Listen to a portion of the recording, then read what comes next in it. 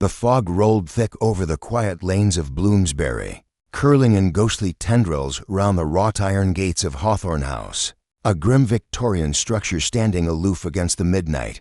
Chill, it seemed to brood upon some secret of its own. Inside, however, the stillness was shattered by a sound so haunting it might have come from another world, the slow, measured chords of a piano playing in the dark. Inspector Archer was the first to arrive, summoned from his supper by a frantic call. The report had been Vega body found in a locked music room, the door bolted from the inside, and a piano playing when no one sat at its keys. Now, standing in the grand foyer with its somber portraits glaring down, Archer could hear the faint echo of notes drifting from above.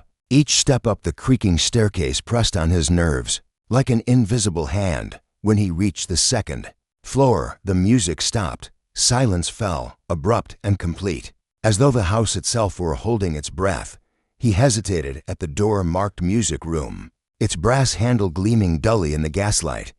Two constables stood by, their faces pale, locked. Archer asked, "Aye, sir," one replied, lifting a shaking hand to the bolt. "No sign of a key on this side, and no other way, and the windows are fastened tight." Archer bent to examine the keyhole. Inside, he could just discern the gleam of a key still in the lock. That, at least, would require explanation. "Force it," he ordered curtly. The constables exchanged uneasy glances, but obeyed. A solid kick splintered the doorframe, and the heavy door swung inward with a groan.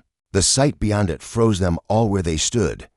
The room was dominated by a grand piano, its black lacquered surface gleaming like a still pool beneath the dim chandelier. A single candle burned low on the mantel, casting trembling shadows across the Persian rug. On the floor near the instrument lay a man sprawled unnaturally, his head lolling to one side. A deep crimson stain bloomed across his white evening shirt, and in his lifeless hand he clutched a sheet of music. Archer approached slowly, his boots sinking into the thick carpet. The dead man was middle-aged, his silvered hair and sharp features suggesting wealth, perhaps breeding. There was no weapon in sight, no knife, no gun. And yet the wound was unmistakable, a single, clean puncture to the chest, the kind delivered with precision. But it was the piano that held Archer's gaze. Its keys gleamed under the flickering light, a faint mist still clinging to the polished surface as if the instrument itself exhaled. He brushed his fingers across the ivory, half expecting it to shudder in response. Then he noticed the oddest thing: a single key depressed, stuck fast in a silent chord. The inspector frowned. No sign of struggle. He muttered, "And if the door was bolted and the windows latched?" He turned abruptly. "Where's the staff, the household?" It seemed consisted only of a housekeeper and a maid, both now huddled in the doorway, faces ashen. The housekeeper, Mrs. Lorimer, spoke first, her voice trembling. "It's Mr. Denham, sir." "The master? Oh, Lord preserve us, who would do such a thing? That's what I intend to find out." Archer's gaze sharpened. Who else was in the house? "No one, sir," the woman insisted. "Mr. Denham dined alone, as he often does. I was in the kitchen with Elsie," she gestured to the maid, "and I swear we heard nothing until the music began." Archer's brows were upon. "You heard the piano?" "Yes, sir," Elsie whispered. "Playing by itself." It was soft at first, then louder, like someone practicing. But when we came up, the door was locked fast, and then it stopped. Archer studied them both, searching for cracks in their story, but their terror seemed genuine. He dismissed them for the moment and returned to the body. The sheet of music in Denham's hand bore a curious title, Lacrimosa. Its edges were smudged, as though gripped tightly in his final moments. Something tugged at Archer's mind, a sense of deliberate staging. The locked door, the key left inside, the music that played when no one sat at the bench. It smacked of theatrics, but for what purpose? He examined the windows next. The sashes were old but sturdy, their fastenings intact, and the glass unbroken. No footprints marred the thin layer of dust on the sill. A glance upward showed heavy draperies drawn against the night, their folds undisturbed. Whoever had killed Denham, it seemed, had vanished into thin air.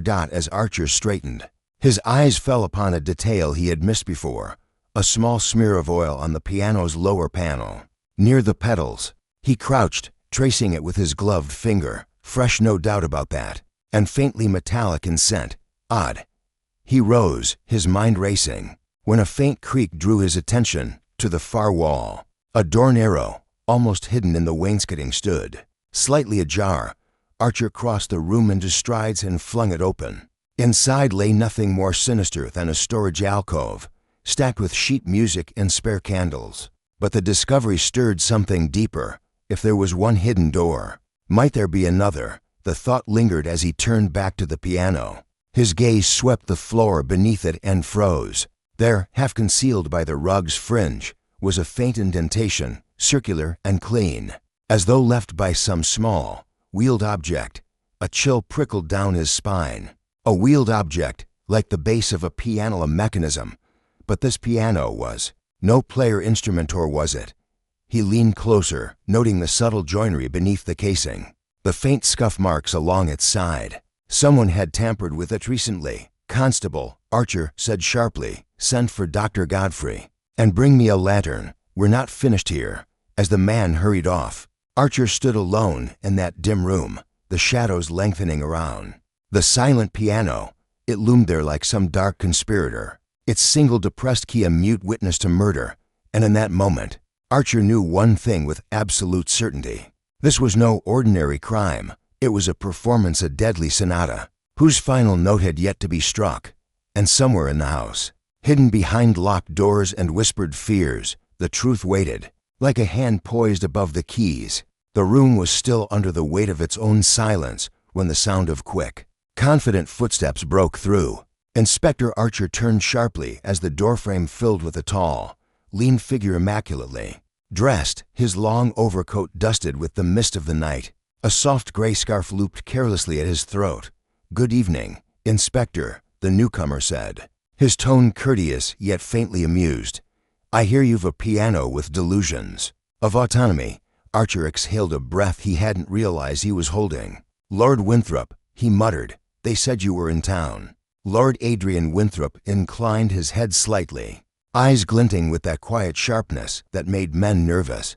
Officially, he was a consultant, though Archer suspected he'd never worked a day under any man's orders. His reputation preceded him: brilliant, eccentric, with an unerring instinct for unmasking the lies others swallowed whole. "If you've quite finished admiring the decor," Archer added dryly, "we've got a locked room puzzle that defies common sense." "Then common sense must learn to stretch itself," Winthrop replied lightly, stepping into the room. His gaze swept the scene in a single, fluid motion, lingering on nothing and yet on everything: the stiff corpse on the carpet, the frozen candle glow, the ominous hush of the silent piano. "Mr. Denham," Winthrop murmured, kneeling briefly by the body. His fingers brushed the dead man's wrist, then the stained shirt front, single wound, clean thrust, angled slightly downward. No defensive marks. He either knew his killer or had no time to resist. He rose as smoothly as he'd knelt, his eyes already elsewhere. Archer watched as Winthrop drifted to the piano, his hands clasped behind his back. He did not touch the instrument at first, merely leaned close, studying the gleaming black surface. The faint smudge Archer had noted, the single depressed key. "Curious," Winthrop murmured. "An E-flat, if I'm not mistaken. Tell me, Inspector, what piece is this?" He tapped the sheet of music still clutched in the dead man's hand. "Lacrimosa," Archer said. "Mozart, I think." "Ah, tears then. Appropriate." Winthrop smiled faintly, though it never reached his eyes. "And this room, was it as you see it now when you entered?" "Exactly so," Archer said. "Door bolted from the inside. Key still in the lock. Windows fastened. 2 servants downstairs swear they heard the piano playing but couldn't enter. Couldn't. Or wouldn't." Winthrop's tone was almost playful, yet his eyes were fixed on the far corner, where the hidden alcove door yawned slightly open. He strolled over, peered inside, and withdrew without comment, save for the faint arch of an eyebrow. "Constables are searching the rest of the house," Archer offered. "Let them." Meanwhile, Winthrop crossed to the rug and crouched, tracing the circular indentation Archer had seen earlier. Yes, indeed." He glanced up suddenly. "Did you notice these scuff marks here, along the piano's side? And this?" He ran his finger lightly over the faint oil smear. Fresh, lubricant, by the scent of it. Now why would a respectable gentleman grease the undercarriage of his instrument on the night he dies? You think this was staged? Archer asked grimly. I think, Winthrop said, rising, that your victim was fond of theatrics and someone used that fondness to silence him. His gaze flicked toward the servants, still lingering, in the doorway like pale wraiths. Bring them in. One at a time. Mrs. Lorimer came first. Her plump hands twisting a crumpled handkerchief, Winthrop greeted her gently, almost kindly, and inquired after her duties. She recited them with the precision of long habit, managing the household accounts, overseeing meals, attending to Mr. Denham's peculiarities, of which there were many peculiarities. Winthrop repeated softly, "Well, sir, the music," she said, lowering her voice as though the dead man might overhear. Hours he'd sit, playing or listening, obsessed, if you'll pardon me. And that pianola contraption he had won years ago, before he bought this fine instrument. Winthrop's eyes lit briefly. A pianola, really? Oh yes, sir. Though he sold it off, or so he claimed. Said nothing could compare to the touch of real keys under his fingers, indeed. Winthrop murmured, filing this away. And tonight did he seem, as usual? Her lips pressed thin, quiet, preoccupied, maybe.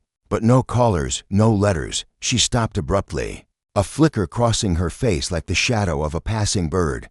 Winthrop noticed. Yes, Mrs. Lorimer, nothing, sir.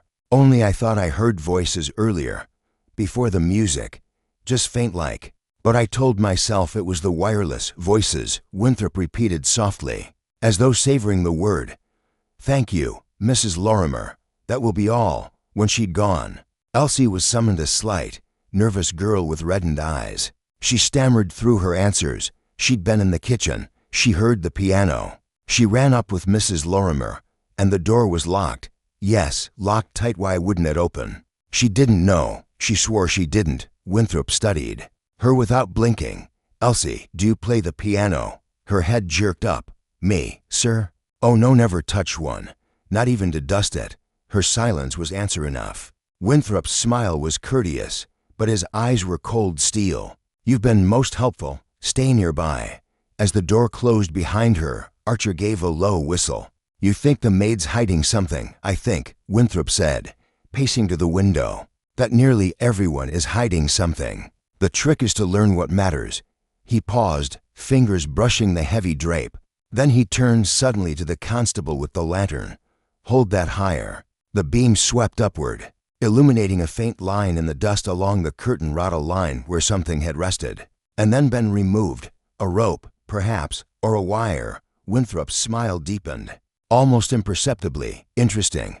He let the drape fall and crossed back to the piano. With a sudden motion, he pressed the pedal and the single depressed E-flat shivered upward. Free at last. Inside the casing, something shifted, a faint rattle of unseen parts.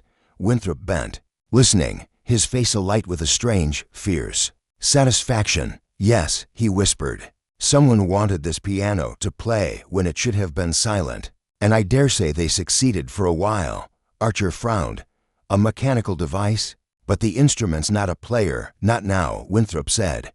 But once, perhaps, and with the right hand guiding the wires. Well, even Mozart might rise from his grave to keep us entertained. The inspector stared. But why go to such lengths? Winthrop straightened, his expression unreadable. Because, my dear Archer, the killer needed more than blood tonight. He needed drama curtains drawn, a melody weeping through locked doors, and an audience trembling on the threshold. He glanced toward the body, then to the crumpled sheet of lacrimosa still gripped in stiff fingers. A requiem for a man who knew too much.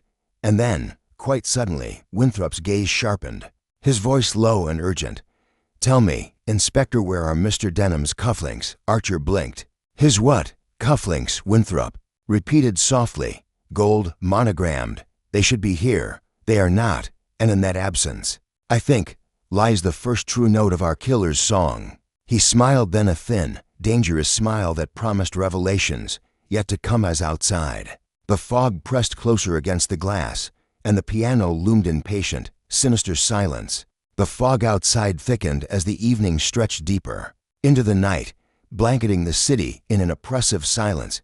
Inside Hawthorne House, the tension was palpable, thickening with every word spoken and every subtle shift in the room. Lord Winthrop moved with the fluidity of a man accustomed to controlling the ebb and flow of conversation, while Inspector Archer remained tightly focused, dissecting every answer, every glance, and every gesture. What was missing, Inspector? Winthrop's voice was low, casual, as though the question was no more than a passing thought. Archer stared at the empty space where Denham's cufflinks should have been. A golden, monogrammed pair, the type of accessory a man would never forget and never misplace. The absence was an anomaly. Exactly. Winthrop's tone shifted. Denham's cufflinks were taken. They weren't on his body, and they aren't here in the room. He ran a hand through his hair, clearly considering something deeper. But why would anyone leave a clear trail of such a minor theft? A pair of cufflinks, it's almost too obvious. That's just it, Archer said, his voice tight. It's obvious, but it's also a statement. Whoever killed him wanted us to see that. They're toying with us. He paused, glancing toward the door. I'll have to bring in the rest of the household, of course, no stone unturned. Winthrop's eyes narrowed thoughtfully. Agreed.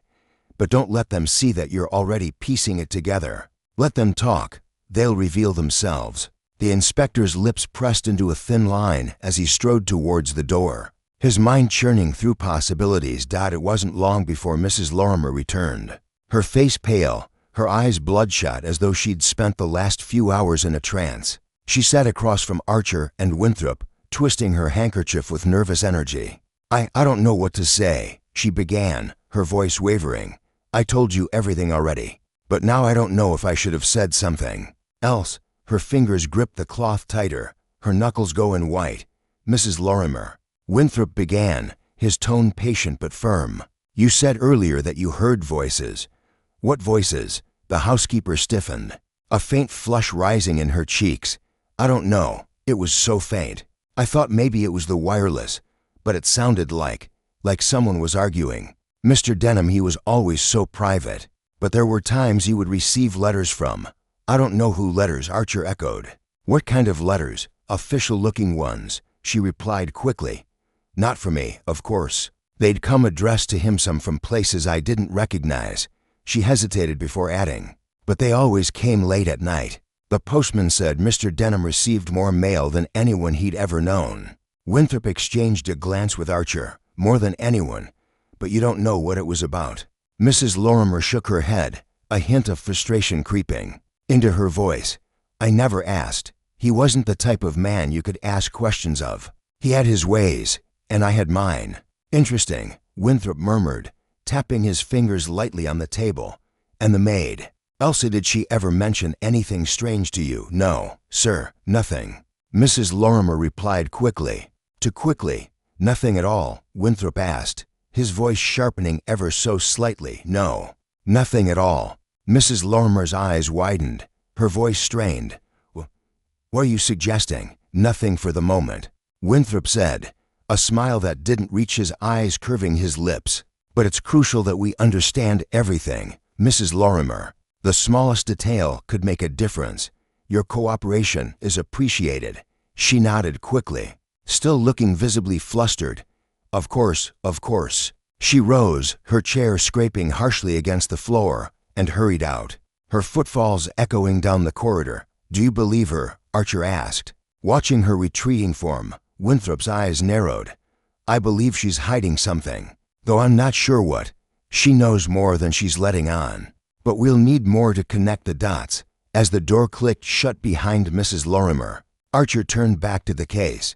He reviewed the details in his mind. The locked room, the missing cufflinks, the strange sheet of music. There was more here, something lurking in the shadows just beyond reach. Next, Winthrop said, his voice suddenly brisk. Elsie entered with her nervous energy on full display. She stood in the doorway, wringing her hands, eyes darting between the two men before she slowly entered the room.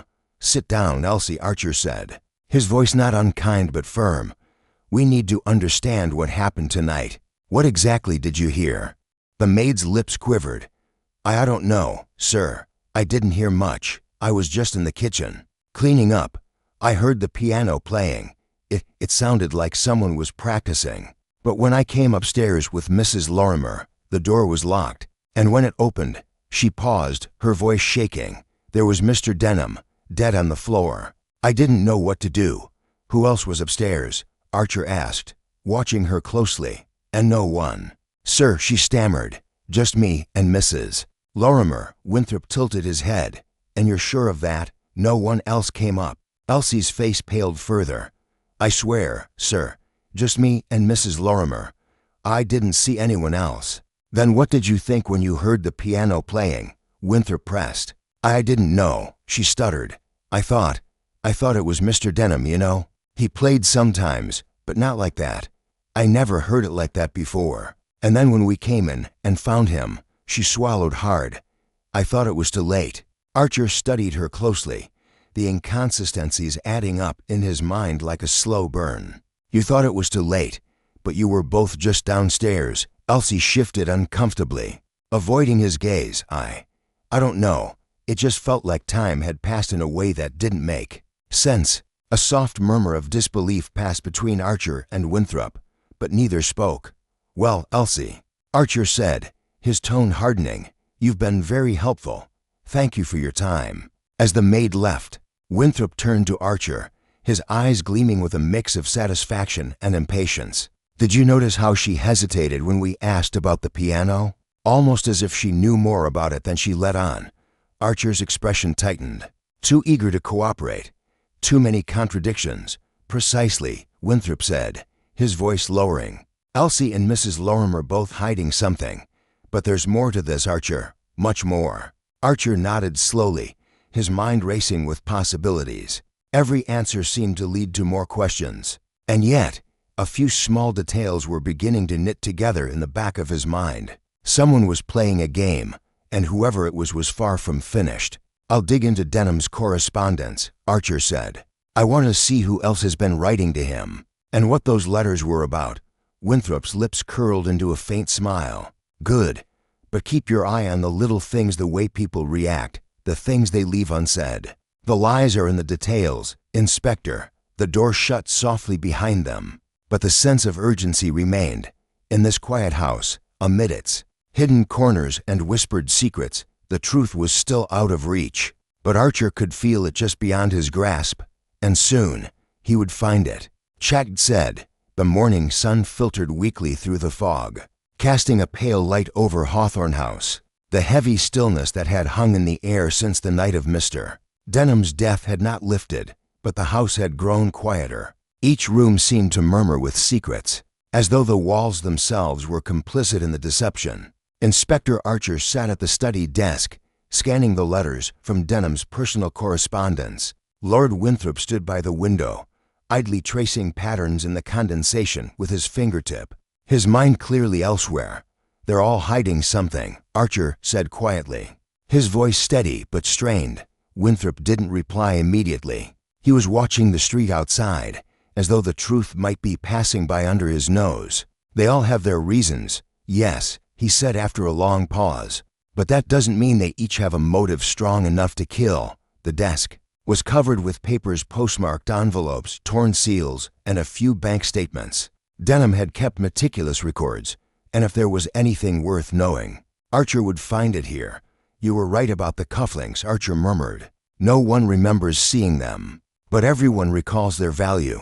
Gold monogrammed with Denham's initials. They were a prized possession, but none of the staff saw them after dinner. He flipped over a letter, scanning the contents, except Mrs. Lorimer. She's certain they were missing before the body was discovered. Winthrop raised an eyebrow. That's a key observation. And the maid, Archer rubbed his eyes. Elsie. She mentioned hearing voices, but I don't trust her. She's too eager to cooperate, too eager to tell us what we want to hear. And yet, Winthrop said, turning from the window to fix Archer with his piercing gaze, she's been consistent in her story. Consistent? Yes, Archer agreed. But her consistency feels rehearsed, like she's trying to stay one step ahead of us. She's hiding something. The silence stretched between them, as both men considered the implications. Denham's death didn't make sense in the way a straightforward murder might. There was too much theatrics, too many strange elements. A locked room, a single key left in place, a piano playing without a hand on the keys. It wasn't just about the victim anymore. It was about the game, about what was being hidden. "Do we trust the housekeeper, Mrs. Lorimer?" Winthrop asked, his voice breaking the quiet. Archer's eyes flicked toward the pile of letters, where one particular document had caught his attention. "I'm not sure," he said slowly, picking it up. It was an invoice from a small auction house in London, dated only a few days before Denham's death. The item in question was not a rare artifact or antique, but a violin, a very specific violin. Denham had purchased it for an outrageous sum. "This," Archer said, holding it up for Winthrop to see, "is one of Denham's recent acquisitions. The auction house records show he bid heavily for it. But it's not just any violin, it's a rare Stradivarius, one that has been missing for years." Winthrop raised an eyebrow, but Archer could see the wheels turning in his mind. "And it wasn't just a collector's item," Archer continued.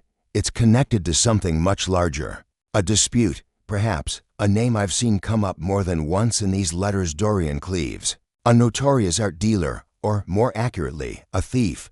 "Cleves," Winthrop echoed, his lips tightening. "I've heard rumors. The man is a shadow, operating at the fringes of high society, a collector of stolen art and rarities. But Denham was known to dabble in rare acquisitions. He would have known about Cleves. But why would he buy from him?" Archer put the invoice down, his fingers hovering over it. "Because Cleves offered him the Stradivarius, knowing that Denham's obsession with rare items would make him an easy target. But what Cleves didn't know, or perhaps did, was that Denham had been gathering evidence. He had been tracking Cleves's movements for months, and when Denham bought the violin, he was setting up a sting. The question is, did he know the cost of it?" Winthrop nodded slowly. "It's starting to make sense.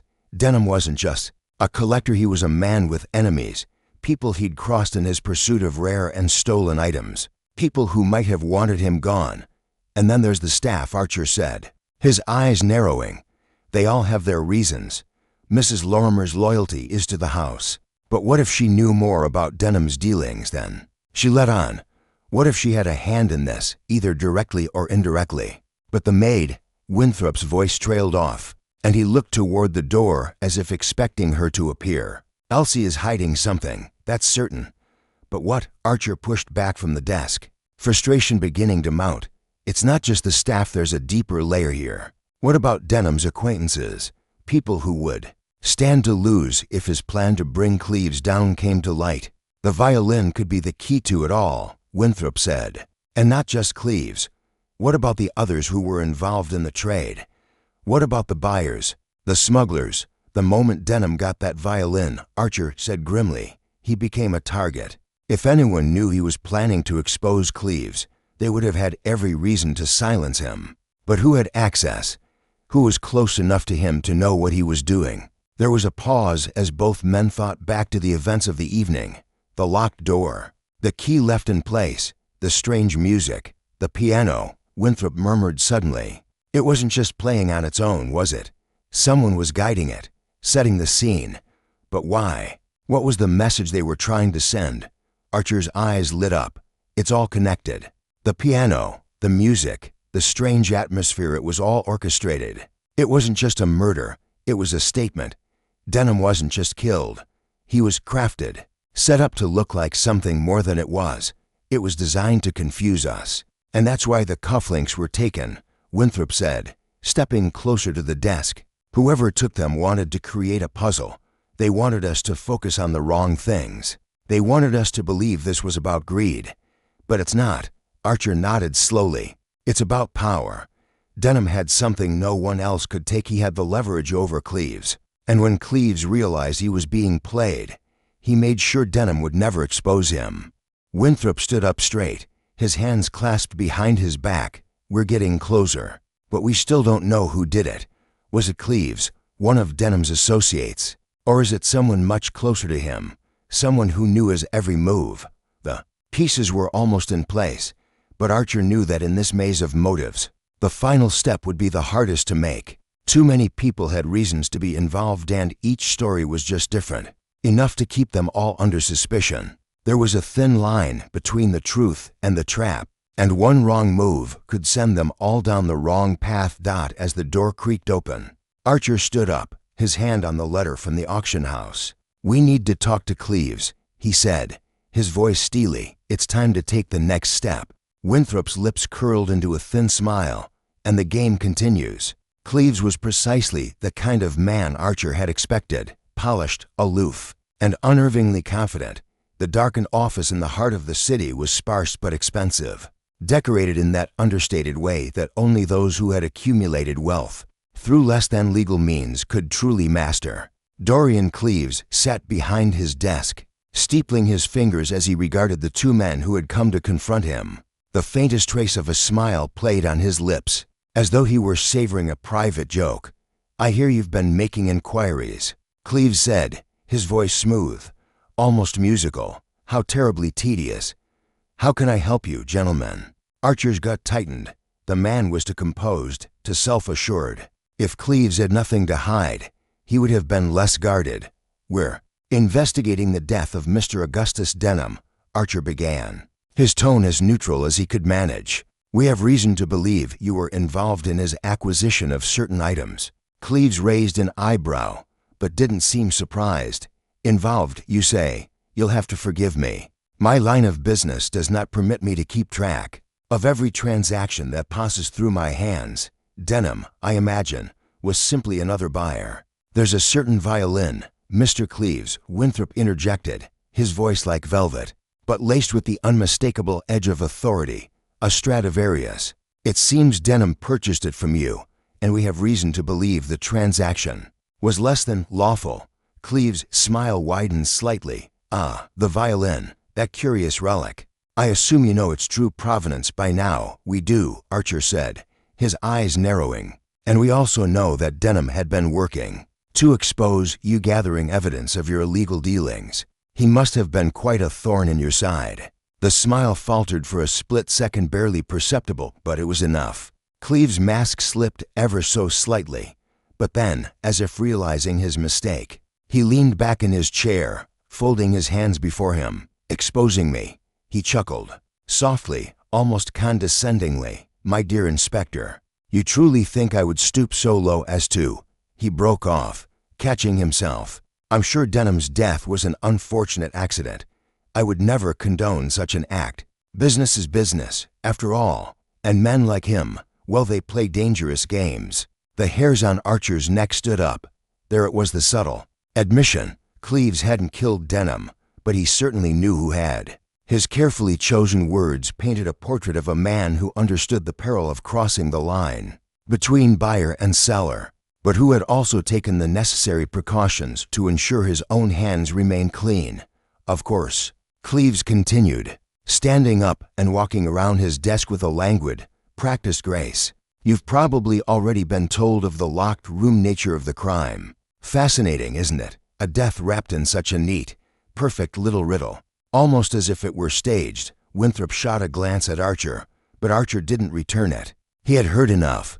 Cleves had all but confessed he knew about Denham's death, the peculiarities of the scene, and the hidden motives that tied them all together. "Tell me," Archer said, keeping his voice calm and controlled, "were you aware that Denham had been investigating your business? That he had been making arrangements to bring you to justice?" Cleves' lips pressed into a thin line. "Justice, you say? If Denham wanted to expose me, then I suppose it's my fault for not being more careful.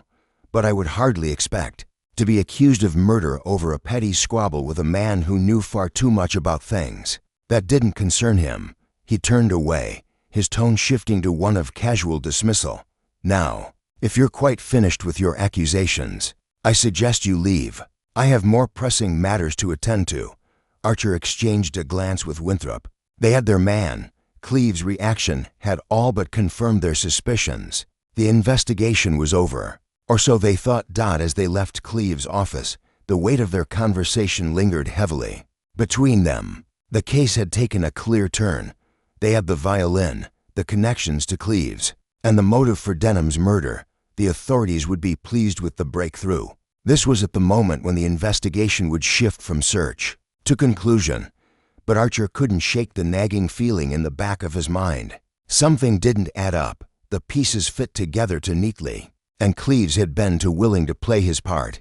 His confidence, his coolness, it was too practiced, too rehearsed. As they made their way back to Hawthorne House, Archer's mind raced through the facts.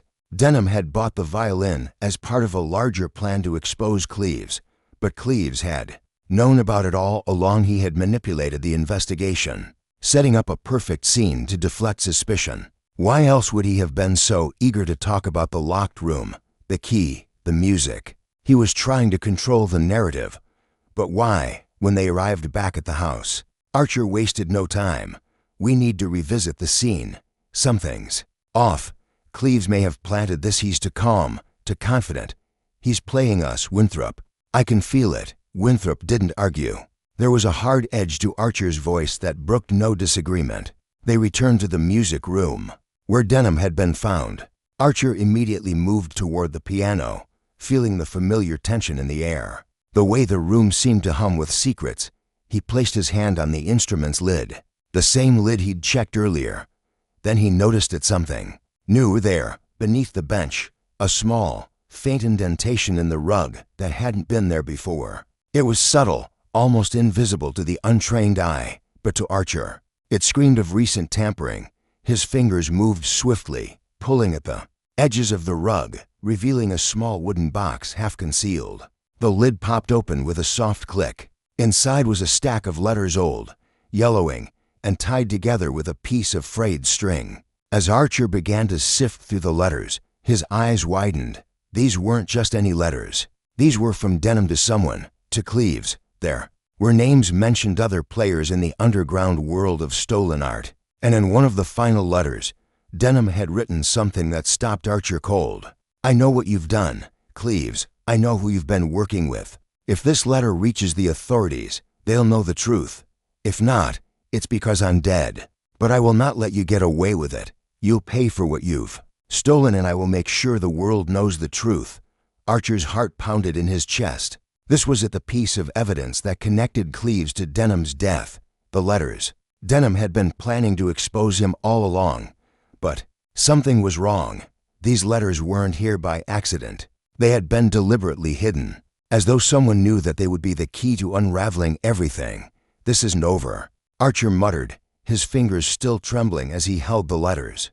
Cleves didn't kill Denham. Someone else did. Someone who knew these letters existed. The false victory they'd felt moments before now seemed hollow. The real killer was still out there, watching, waiting for the right moment to strike. And Archer knew that the game wasn't over. Not by a long shot. The letters in Archer's hands seemed to pulse with an urgency he hadn't felt until now. Denham's final words threatening Cleves with the truth had confirmed what they had all known, but hadn't dared to admit. The case wasn't what it seemed.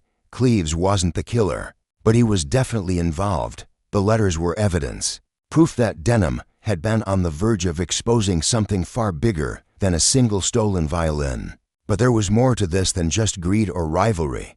There was something deeper, older, something that had been buried for years. As Archer pored over the letters again, he came across a name that made his blood run cold. Dorian Cleves, yes, but also Martha Trevelyan. She was another name from the past. Denham had mentioned her in several letters as well, always with a sense of caution, as though she were someone he feared to cross. The letters spoke of their shared history, something far older than Denham's. Dealings with Cleves, Martha Trevelyan, Archer whispered, the name rolling off his tongue like an old, forgotten memory. It doesn't make sense. She was... He stopped himself, the realization coming in a rush. She was Denham's fiancée. Before everything fell apart, Winthrop, who had been standing silently by the window, turned at the mention of the name. Trevelyan, you mean the woman who vanished years ago? Archer nodded, his thoughts racing. Yes. Martha Trevelyan disappeared without a trace nearly 10 years ago. No one knew where she went. Her family thought she'd run off with some lover, but they never found any proof. The police gave up searching after a few months. It was as though she had simply vanished from the world. But Denham, he never stopped searching for her. He even hired private investigators. Wait. Winthrop's voice cut through the tension, sharp and focused. And you think Cleves is involved in her disappearance? Archer didn't answer. Immediately, he stood, pacing in the small, dim room, the letters still clutched in his hands. A connection so old, so buried had suddenly resurfaced. Denham had known too much, perhaps about more than just Cleve's dealings, and Martha Trevelyan had been the key to all of it. What if, Archer began slowly, Martha's disappearance wasn't just about a lover's quarrel? What if it was something more? What if Denham knew something about her disappearance, something Cleves wanted to remain hidden? Winthrop's eyes narrowed as he processed the theory. You're suggesting that Martha was involved in this from the very beginning? That her disappearance is linked to Denham's murder? Yes, Archer said, his mind racing. I think Denham knew more about Martha's disappearance than anyone realized. And Cleves was the one who had the most to lose if the truth ever came to light. He turned toward the desk and began rifling through the pile of papers again. He needed to see everything, every last detail. Winthrop followed him, pulling up a chair. How do we find her, if she's been gone for so long? Where do we even begin looking? Archer paused, then held up one of Denham's letters. We don't have to look far. Denham mentioned her in these letters, but more importantly, he mentioned a place, the old Trevelyan estate. He glanced at Winthrop. That's where she disappeared from, the Trevelyan family's estate. Located just outside the city, it's been abandoned for years. But there might be something there, some clue we missed. Something that connects Cleves to both Martha and Denham. Winthrop stood up, his gaze intense. Then we'll start there. We'll go to the estate. If there's anything buried there, it's time to dig it up. The Trevelyan estate was a sprawling, decaying mansion hidden behind a thick veil of overgrown ivy and neglected grounds. It had stood abandoned for years, a crumbling monument to a family lost to time. No one had dared venture inside for fear of trespassing, and the surrounding land had been sealed off by the local authorities years ago, after Martha's disappearance. Yet, despite the air of neglect and forgotten history, something about the place still felt alive. Archer and Winthrop stood at the gates, staring at the house that loomed in front of them. A chill had settled over the property, and even the faintest breeze seemed to whisper of secrets long buried. This is where it all started, Archer muttered under his breath, almost to himself. Everything points here. They crossed the threshold of the overgrown grounds, stepping through the iron gates that groaned in protest as they were opened. The path leading up to the mansion was shrouded in shadows, the trees growing in wild clusters around them. The closer they got to the house, the more oppressive the silence became. When they reached the front door, Archer hesitated for a moment, then pushed it open. The creak of the old hinges echoed through the empty hallway, a sound too loud in the stillness. Dust floated in the air, and the smell of mildew and decay hung heavy inside. The mansion was a time capsule, frozen in the past. The furniture was covered in layers of dust, the walls lined with forgotten portraits. But it wasn't the decor that captured Archer's attention. It was the faint, unmistakable feeling that something had been disturbed here long ago, something hidden, something someone didn't want found. They made their way to the study, a large room at the back of the house, lined with bookshelves and a massive wooden desk. It was in this room that Martha had once spent countless hours, writing letters, planning her life. But now, the room stood empty, save for the remnants of time. Look here. Winthrop called from across the room, his voice low. Archer walked over, his boots muffled by the thick carpet.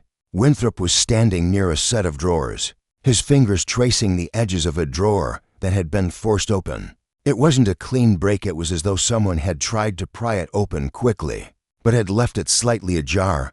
I think we've found something, Archer said, his voice steady but full of anticipation. Winthrop pulled open the drawer, revealing a stack of old letters and a faded photograph. He held it up, and Archer's heart skipped a beat. The photograph was of a woman, Martha Trevelyan, unmistakable, her smile frozen in time. But what caught Archer's eye was the man standing beside her, a dark-haired figure with a familiar face. It was Dorian Cleves. This changes everything, Archer murmured, as he took the photo from Winthrop's hand. They were more than just business partners. They were together. Suddenly, everything fell into place. Cleves had not just been involved in a transaction. He had been intimately tied to Martha's disappearance. This wasn't about greed, it was about a secret kept for far too long. Martha's disappearance wasn't a random act. It was orchestrated, planned. and executed with precision. Cleves had killed her, or at the very least, he had been complicit in her vanishing. And now, the truth was finally beginning to surface. Archer's mind raced, putting the pieces together. The violin, Denham's search, Cleves' involvement. It was all part of a much darker history, one that had started with a lie and a betrayal long buried. What happens now? Winthrop asked, his voice cutting through Archer's thoughts. Archer didn't hesitate. We go back. We confront Cleves. We expose everything. The game had changed. And now, the final chapter of this tangled mystery was about to unfold. The shadows of the past had caught up with the present, and the truth was ready to come to light. The drive back from the Trevelyan estate was quiet. The tension between Archer and Winthrop palpable. Neither spoke. Their minds both focused on the photograph. They had uncovered the damning evidence that Dorian Cleves had not only been involved with Martha Trevelyan, but had also likely played a part in her disappearance. The discovery felt like a small victory, but it raised more questions than it answered. Now, with the threads finally pulling together, Archer had a choice: confront Cleves directly and risk losing the element of surprise, or employ a more subtle, psychological approach. He wasn't a man who relished confrontation, especially when it felt like a trap, but he knew Cleves was far too polished to break under direct pressure. No, the truth would come from the smallest crack in the facade. We need to change our approach, Archer said as he broke the silence. His voice was steady, but there was a sharpness to it now. Cleves is too careful. We've been playing his game so far. Now it's time we make him play ours. Winthrop glanced at him, raising an eyebrow. And how do you propose we do that? He's already on edge. I'm not sure how much more of this game he can take. Archer didn't respond immediately. Instead, he turned his attention to the files on the seat beside him, the letters, the photo, and the vague outline of Cleves's past. There was one thing he hadn't yet tested: Cleves's ability to control the narrative. And that, Archer thought, was the key. Cleves's arrogance was his greatest weakness. We'll make him think he's won, Archer said finally, his voice low. We'll play on his ego. Make him believe he has the upper hand. When he's comfortable, when he's relaxed, then we'll strike. The plan unfolded quickly after that. Archer called for a meeting with Cleves, requesting that they come to an agreement regarding Denham's death and Cleves's role in it. It was all too easy to manipulate Cleves's pride, to allow him to believe he was in control. Cleves agreed to the meeting almost immediately, no doubt eager to regain his sense of superiority. When they arrived at his office, Archer took the lead, his demeanor casual, almost respectful. He shook Cleves's hand firmly, noting how the other man's grip tightened just a fraction longer than necessary. It was a subtle but telling detail. Cleves's eyes sparkled with something that Archer could only interpret as self-satisfaction. You've come to an understanding, I trust. Cleves's voice was smooth, almost cordial, as he gestured for them to sit. We have, Archer replied. You were right about Denham's obsession with exposing you. But the evidence is not enough. Cleves, not to convict you, at least. I've been thinking, maybe we should put this behind us. No charges, no scandal. You get to walk away, and Denham's death is just an unfortunate consequence of business. After all, it's not like there's much left for us to discover. Cleves leaned back, clearly enjoying the conversation's direction. He smiled, his eyes calculating. Ah, I see. You've come to the conclusion that I'm not a murderer, but a victim of circumstances. That's a very enlightened view, Inspector. I must admit, you've been more than reasonable about this whole affair. Archer nodded, feeling Cleves's smug confidence building with every passing second. Of course, I'll need one thing from you. A small gesture, really, to finalize the understanding. Anything, Cleves replied without hesitation. Name your price. That's easy, Archer said, keeping his tone light. I want you to admit something to me, something that I already know to be true, that you were involved in the disappearance of Martha Trevelyan. There was a slight shift in Cleves's expression, too quick to be masked entirely. His smile faltered, but he recovered with practiced ease. Martha Trevelyan, she's hardly relevant now. It's been years. Don't you think it's time we moved on from her? Archer watched him closely. Cleves's reaction was the crack he had been waiting for. You see, that's where you're wrong, Archer continued. Martha's disappearance is still relevant. It's the key to everything. It's how this whole game started. Denham wasn't just investigating your business dealings. He was after the truth about Martha, and I think he knew exactly where to look. Cleaves's eyes darkened, but his voice remained steady. You're grasping at straws, Archer. Denham was a fool. He had no idea what he was getting into. Archer didn't flinch. He did know. And I think you've been trying to bury that truth for years, but you can't hide it forever. You may have kept the world from knowing what really happened to Martha, but you can't fool me. You killed her, didn't you? For a moment, Cleaves remained silent. The air in the room grew thick with tension. His fingers tightened around the armrests of his chair, the only sign of agitation. Archer could see the battle raging within him, whether to deny it or finally admit the truth. Then, in a voice lower than before, Cleaves spoke. You have no proof, just assumptions, just wild accusations, and you're playing a dangerous game. Inspector, he paused, then added, almost as an afterthought, but if you think you can make me confess, you're mistaken. Archer smiled. It was all coming together. The small crack had appeared, and now he could push just a little further. You're right. I don't have the proof, but you're not concerned about that, are you? You're concerned about something else, about your secret being exposed, about the people who will find out what you really did. Cleaves shifted in his seat, his eyes narrowing, as if considering something very carefully. Don't play this game with me, Cleaves, Archer said. You've already lost. All I need is for you to admit it. Just say it, and I'll make sure this goes away.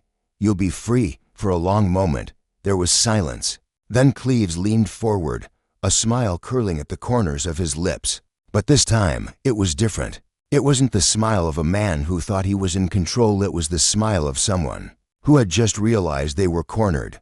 You think you've won, Cleaves said softly, almost to himself. But you haven't. He stood up abruptly, his chair scraping loudly against the floor. You're wrong about one thing, Inspector.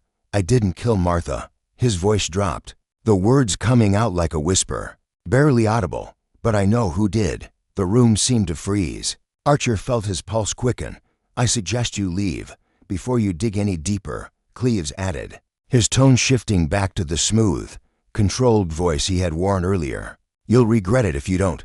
Archer stood up, his eyes fixed on Cleaves, his mind working furiously to piece together the new information. He knew one thing for certain: Cleaves had just made the biggest mistake of his life. The crack in his facade had deepened, and Archer had just planted the seed of doubt that would unravel everything. Very well, Cleaves, Archer said quietly, a cold edge to his voice. You'll get your wish, but know this, the game isn't over yet. As he and Winthrop left the office, the weight of Cleaves's words hung heavily in the air. They didn't have the full picture yet, but Cleaves's reaction had confirmed something crucial. The real killer had been hiding in plain sight all along, and they were closer than ever to uncovering the truth. The unconventional tactic had worked, and now Archer was more determined than ever to finish what he had started. The days following Cleaves's cryptic admission weighed heavily on Archer's mind. He had believed that the puzzle pieces were finally falling into place, but the more he thought about Cleaves's last words, the more questions they raised. I didn't kill Martha, but I know who did. The phrase lingered in his thoughts like a riddle he hadn't yet solved. The carefully constructed web of lies Cleaves had spun was unraveling, but now there was a new threat. Someone, somewhere, was trying to bury the truth. Archer had called a meeting for the next morning, assembling the team to finalize their strategy. The evidence was there. He had the letters, the photograph, the testimonies. They were on the cusp of uncovering the final pieces that would expose the killer. But there was an uneasy feeling in the air, a sense that time was running out, that someone was watching their every move. When Archer entered his office, the first thing he noticed was the open drawer, the one where he had left Denham's letters and the photograph of Cleaves and Martha Trevelyan. He had left them there in plain sight, knowing they were the key to the case.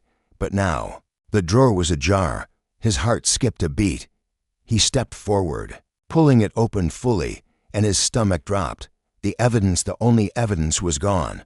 The letters, the photograph, everything vanished. A cold sweat broke out across his skin as he scanned the room, the quiet hum of the clock on the wall somehow too loud in the silence. The door was locked, the windows intact, no signs of forced entry. Archer's mind raced who had taken it. His fingers trembled slightly as he walked toward the desk. He was sure he had placed everything exactly where he had left it.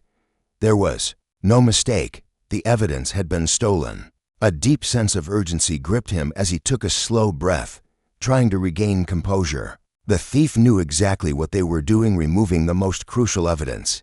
Just when they were on the verge of a breakthrough, someone in this very house, someone close to the investigation, was actively working against him. Winthrop was the first person he called. When the other man arrived, Archer was already pacing in his office, his mind a whirlwind of possibilities. "What happened?" Winthrop asked, his eyes scanning the room.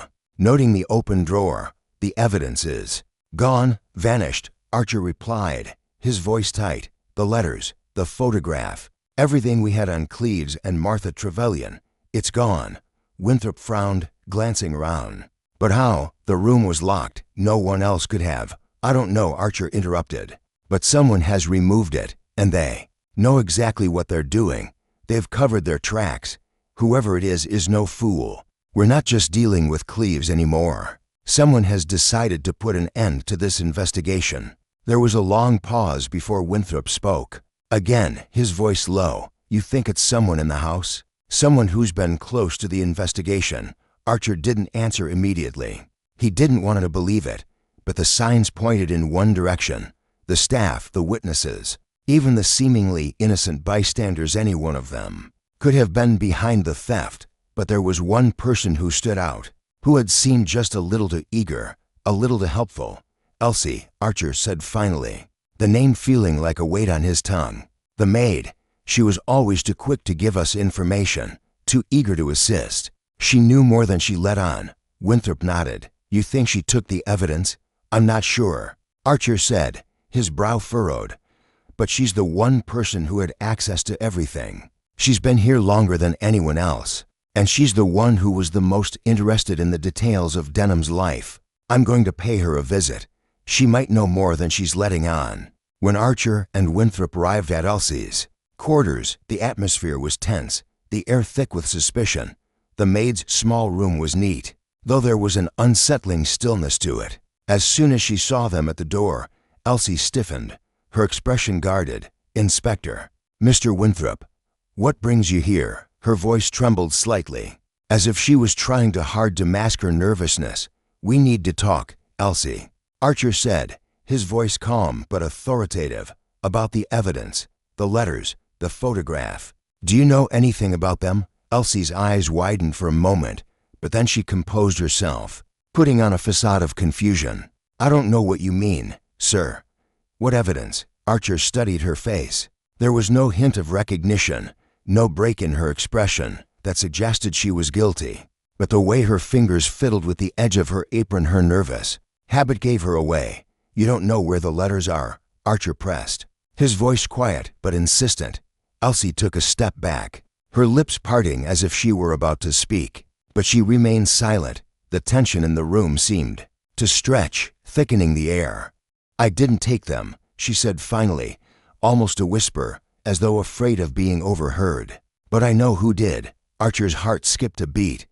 "Who?" Elsie hesitated, glancing toward the door as if expecting someone to appear. "It's not safe," she whispered.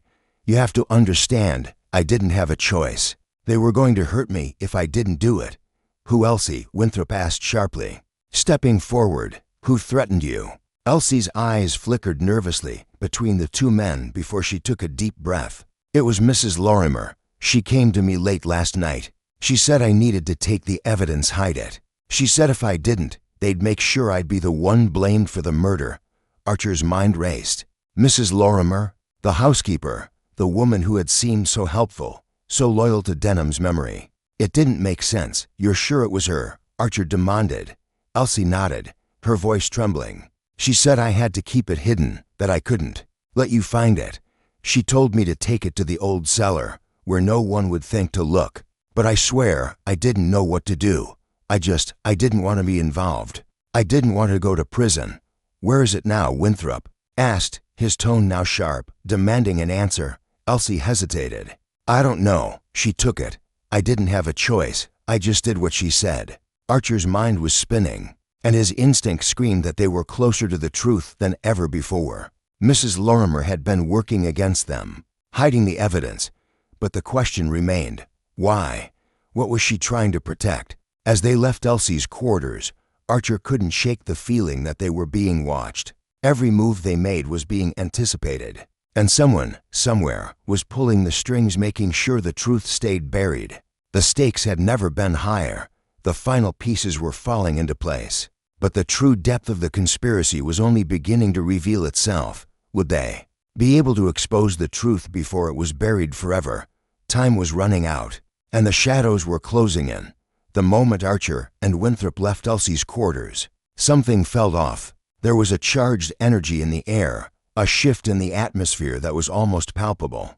The investigation had spiraled into new territory, and the house's very walls felt like it was holding its breath, as if waiting for something to break. They moved through the halls quickly, their footsteps echoing in the quiet. Archer's mind was a whirl of possibilities, trying to make sense of what Elsie had just confessed. Mrs. Lorimer, the housekeeper who had always been the epitome of loyalty, was now the one orchestrating the game behind the scenes. But why? What was she hiding? What was so important that it could drive her to manipulate and deceive them at every turn? But before he could piece it all together, the silence was shattered. A loud crash came from the far end of the hall. A muffled scream followed, then the sound of footsteps rushing. Panic echoed down the corridor. Archer's instincts kicked in, and he bolted toward the noise, Winthrop close behind. They reached the source of the sound, a small storage room near the kitchen. Just as the door slammed shut, Archer's hand shot out, grasping the handle. It was locked. "Open up," Archer shouted, pounding on the door. There was a moment of stillness. Then, a voice distorted with fear came through the thin wood. "Please, please. I didn't mean to." "Who is it?" Winthrop demanded. The voice trembled, just loud enough to hear. "Elsie, it's Elsie." Archer's mind raced. What was she doing here? He yanked the door open, finding her backed into the corner of the room, wide-eyed and shaking. Her clothes were disheveled, and her face was streaked with tears. But it wasn't her appearance that made Archer's blood run cold. It was the body lying on the floor at her feet. Mrs. Lorimer. The housekeeper's lifeless body lay sprawled across the room, a pool of blood spreading beneath her head. The cause of death was immediately clear. She had been struck with something heavy, perhaps a vase or a blunt object. Her face was frozen in a twisted expression, an image of shock and pain. Archer's heart raced as he knelt beside the body, examining it quickly. There was no sign of a struggle, no indication that Mrs. Lorimer had fought back. It was as if she had been ambushed, caught off guard by something or someone she didn't expect. "Elsie," Archer said sharply, pulling her away from the scene. "What happened? What's going on?" She was shaking so badly now that her words were barely audible. I didn't do it. I swear I didn't. She attacked me. She was going to kill me. Inspector, I didn't have a choice." Archer exchanged a quick look with Winthrop. Something was wrong here. Something didn't add up. Elsie was terrified. That much was clear, but there was a wildness to her fear, a desperation. But what could Mrs. Lorimer have been trying to do? Why would she attack Elsie? Where's the evidence? "Elsie," Archer pressed, keeping his voice calm, his eyes never leaving hers. "Where did Mrs. Lorimer take it? The letters, the photograph?" Elsie shook her head violently. "I don't know. I was trying to stop her. She said I had to keep it hidden, that if anyone found it, they'd kill us both. But I didn't do it, Inspector. I swear." The room seemed to close in around Archer. Mrs. Lorimer was dead, the only person who could have answered the lingering questions about the evidence. And the conspiracy was gone. And now, with the murder of the housekeeper, the stakes had risen drastically. Not only had Cleves or whoever was pulling the strings managed to steal the evidence, but now they had escalated the situation to murder. Archer wasn't just trying to solve a case anymore. He was trying to prevent further bloodshed. "Help me," Elsie whispered, her voice cracking. "Please, you have to believe me." Archer didn't respond immediately. His eyes scanned the room, the walls pressing in on him. The weight of the investigation had shifted in an instant. Elsie was clearly scared, and whether or not she had a hand in Mrs. Lorimer's death, the truth had become much more complicated.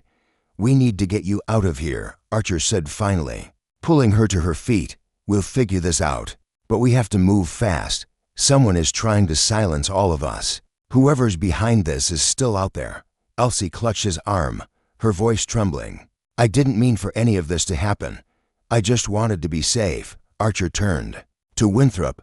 "Check the body. Find out what you can. I'm going to get Elsie out of here before whoever did this comes back to finish what they started." The night had descended like a heavy curtain, and as the moonlight filtered through the windows, Archer felt the weight of every passing second. The investigation had become a race against time.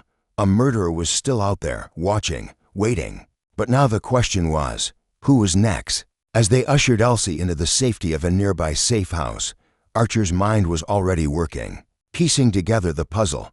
Mrs. Lorimer's death was a clear signal, a desperate attempt to shut them down before they could uncover the full extent of the conspiracy.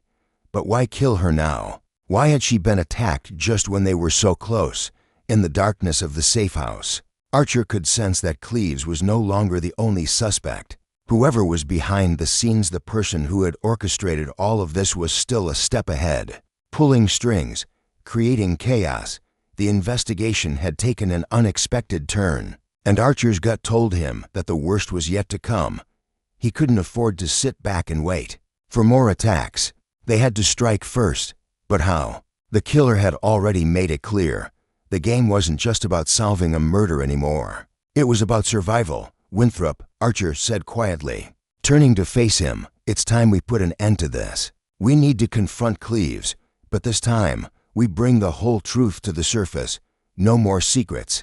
Winthrop nodded grimly, and they both understood this wasn't just about solving the case anymore. It was about stopping a killer before they struck again. The night had fallen into an eerie silence as Archer sat in the dimly lit safe house, his mind working tirelessly through the chaos.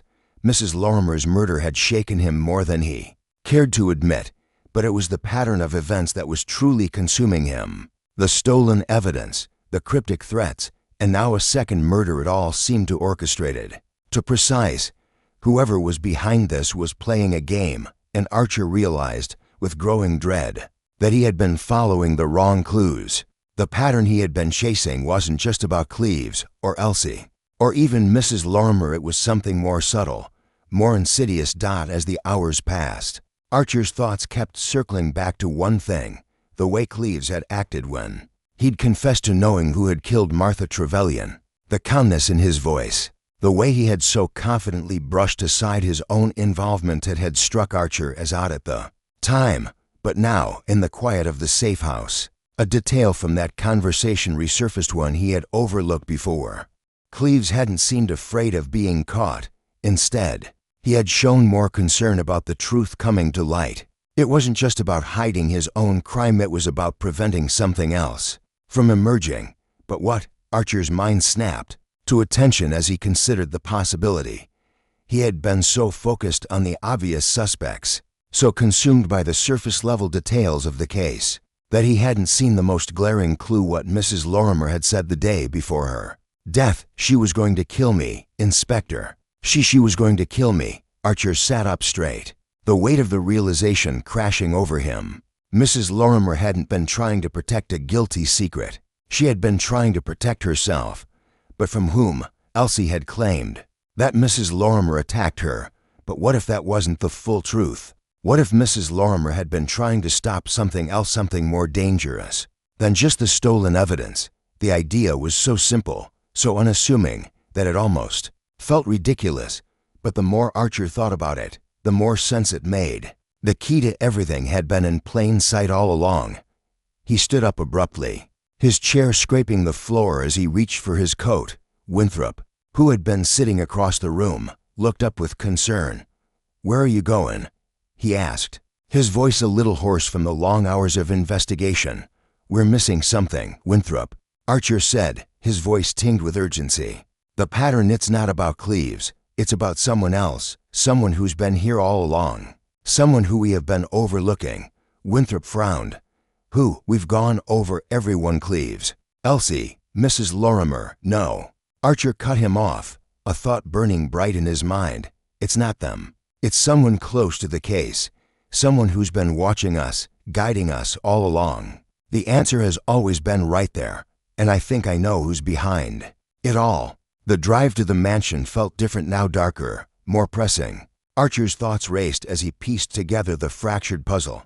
He had ignored the small details before, the odd behaviors, the offhand comments that hadn't seemed to matter at the time, but now they were all coming together, each one a thread in a tangled web.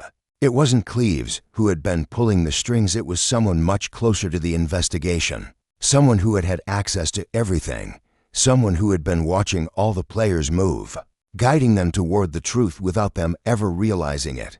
When they arrived at the mansion, the place that had once felt like a mystery in itself, Archer's gut told him that the final confrontation was near. They made their way inside, heading toward the study where they had uncovered so many secrets. As they walked through the hallway, Archer couldn't help but notice the small things, the way the light flickered as it passed through the window, the faint smell of perfume that lingered in the air. He had been so caught up in the investigation that he had failed to pay attention to the personal touches, the things that made the house feel like more than just a crime scene. And then it hit him. The pattern wasn't just about the investigation, it was about who had the most to lose if the truth came out. It wasn't about hiding a murder or protecting a killer. It was about control, about maintaining power. The feeling crept up on him slowly, almost imperceptibly at first. But then, as he walked past a particular shelf filled with old books, it hit him with the force of a revelation. Winthrop, Archer said, his voice steady but filled with conviction. It was her. All along. Winthrop stopped in his tracks, his eyes narrowing. Her. You don't mean? Yes, Archer said, the realization now crystal clear. It was Martha Trevelyan. Winthrop blinked, processing the statement. What do you mean? Martha's dead. We've been over this. No, Archer said, turning toward him. The pieces now falling into place, not dead, disappeared. Martha faked her own death. She was never gone. She was always right here, hiding in plain sight, watching everything unfold. Wait a minute, Winthrop said, disbelief creeping into his voice. But how? How could she? She wasn't just Denham's fiancée, Winthrop, Archer said, a dark glimmer of understanding in his eyes. She was part of this, all of this. She knew what Denham was getting into. And when he started getting too close to the truth, when he started uncovering the conspiracy that Cleves was a part of, she staged her own death. She disappeared to avoid being implicated. And from the shadows, she's been controlling everything, making sure no one discovered the truth. Winthrop's face had drained of color as he processed Archer's theory. But why? Why keep the charade going? Why kill Mrs. Lorimer, then? Because Martha knew, Archer replied, that Cleves would never let the truth come to light. He was just a pawn, just a part of a much bigger game. She was the one in control. She orchestrated it all, from Denham's investigation to the manipulation of Cleves, and now she's trying to bury everything before it comes crashing down. Archer turned toward the door. We need to find her, Winthrop, before she disappears again. If we don't, this will never end. The mansion was quiet as they moved through it, the walls now seeming to hold more than just the echoes of the past. Every room felt like a step closer to the truth, and yet every turn brought them closer to the danger that waited. The pattern had emerged. The truth was in sight, but now the hardest part of the investigation lay ahead, finding Martha Trevelyan before she vanished once more. And when they did, they would finally uncover the depths of the deception, the treachery that had been hidden in plain sight. The mansion loomed ahead, its dark windows like eyes staring into the night. Archer's mind raced with the realization that they were so close, so dangerously close to the truth. The pieces were finally fitting together, but as with every great revelation, the final puzzle piece would reveal not just who the villain was, but why they had gone to such extremes. And that, Archer knew, was the most dangerous part of this whole affair. They reached the study, the heart of the house where so many of the key events had unfolded. It was here that Denham had first pieced together his suspicions. It was here that Cleves had been confronted, and now Archer knew. It was the place where everything would finally be exposed. Martha's been hiding in plain sight, Archer muttered to himself as he stepped inside, the weight of the investigation heavy on his shoulders. But why? Why go to such lengths? What's the real motive behind all this? Winthrop followed closely, his eyes scanning the room. If she faked her death, she must have known the risks. Why didn't she just disappear quietly? Why bring Cleves into this, and Denham, too? That's the question, Archer said, his voice filled with a mix of frustration and intrigue. There's something deeper at play. Money, power, revenge. It's all too simple. This is about something more personal. They moved through the room, passing by the desk where Denham's journals had been found, the evidence of his obsession. It was then that Archer's gaze fell on a photograph on the far wall, one of Martha Trevelyan, smiling with a look of unguarded happiness. It was one of the few photographs of her that had remained untouched, unlike the others that had been removed from the public eye. Archer's eyes narrowed. The smile on Martha's face was almost too perfect. It was the smile of someone who had managed to hide their true self behind a carefully constructed mask. But there was something in her eyes, something that felt off. Archer felt a jolt of recognition, as if he had been staring at a puzzle for hours and had just noticed the most important clue in plain sight. Winthrop, look at this photograph, Archer said, his voice suddenly tight. What does it tell you? Winthrop moved closer, scrutinizing the image for a moment. She looks happy. What about it? Archer's lips pressed into a thin line. That's the problem. It's too perfect. Martha's entire life, everything we've seen about her has been a series of performances. She was playing a role, pretending to be the ideal fiancée, the ideal woman. But what if the real Martha was never who we thought she was? He turned back to the room, his eyes scanning the cluttered desk, the letters, the photograph, the hidden clues. They were all part of a larger narrative, one that had been controlled by Martha from the very beginning. It's not about revenge, Archer continued, his thoughts falling into place. It's about control. Martha wanted to control everything, from Denham's investigation to Cleves's guilt. She couldn't stand the idea of losing the life she had built. She couldn't stand the idea of being exposed for who she truly was. Winthrop's brow furrowed. But why go so far? Why kill Denham? Why frame Cleves? Why murder Mrs. Lorimer? Archer turned, his face grim. Because Martha had already lost control once before. She killed herself, figuratively, to escape a life she couldn't control. But when she came back, when she faked her death, she did it because she couldn't bear the thought of being forgotten, of being dismissed as just another name in a scandal. She needed to be remembered, to remain in control. Winthrop's eyes widened as the pieces clicked into place. She didn't just fake her death to escape Cleves. She did it to escape the life she had with Denham. She didn't want the truth about her to come out, not her relationship with Cleves, not her motivations, not her past. She had to erase it all. Exactly, Archer said, the realization sinking in. But that wasn't enough. She knew that if Denham uncovered the truth about her, about the things she had done to control everyone around her, her reputation would be ruined forever. She needed to keep everyone in the dark, to manipulate them into doing what she wanted, so that she could continue to live her double life. She didn't just want to be remembered, she wanted to be revered. So she manipulated everyone. Winthrop said slowly, as if testing the words. She used Cleves to distract us, used Denham to protect herself, and even used Mrs. Lorimer to cover up her secrets. But what about Elsie? How does she fit into all of this? Archer paused, his gaze falling back to the photograph on the wall. The smile, the image of a woman who was perfectly in control, perfectly composed, hiding her true nature behind a flawless mask. It was almost as if Martha had been anticipating this moment, anticipating that someone would eventually find the truth, that someone would get too close. Elsie, Archer said, his voice quiet but certain, was a pawn. Martha needed someone who could be easily manipulated, someone who would do what she said, without questioning it. Elsie was terrified, caught in the middle of this twisted game. Martha knew that if she could control her, she could keep her secrets buried. She made sure that Elsie would be afraid to speak out. But Elsie wasn't the real threat. The real threat was anyone who could expose her, anyone who would dig deep enough to see the woman behind the mask. "And now we're here," Winthrop said, his voice heavy with understanding. "We're the ones who are close to exposing everything." Archer's eyes locked onto Winthrop's.